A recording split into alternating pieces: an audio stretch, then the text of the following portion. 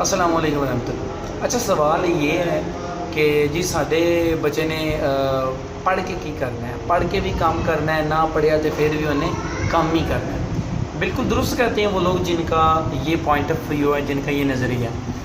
लेकिन ज़रा गौर करें इस बात के ऊपर, अगर एक अनपढ़ शख्स चाय बेचता है तो उसकी चाय की दुकान को खोखा कहा जाता है, मगर दूसरी तरफ जब पढ़ा लिखा शख्स चाय बेचता है तो उसे कैफ़े कहा जाता है। सिमिलरली यानी इसी तरह जब एक पढ़ा लिखा शख्स कपड़े सीता है उसे दर्जी नहीं कहा जाता, उसे डिज़ाइनर कहा जाता है। और दूसरा अनपढ़ जब कपड़े सीता है आप जानते हैं उसे दर्जी ही कहा जाता है। अगर दूसरा कोई शोबा देख लिया जाए, जैसे कि अगर कोई भी दुनिया का फील्ड आप ले लें, उसमें तो पढ़ा लिखा शख्स जो होता है वो उसे एक दूसरे मेयार तक पहुंचा देता है जहाँ तक अनपढ़ शख्स उसे नहीं पहुंचा सकता। तो वाक़तन आपके बच्चे ने काम ही करना है, मगर अगर पढ़ लिख कर करेगा तो वो काम बेहतर तरीके से करेगा और बेहतर तरीके से उससे ख़ुद को फ़ायदा पहुंचाएगा, मुफीद होगा उससे।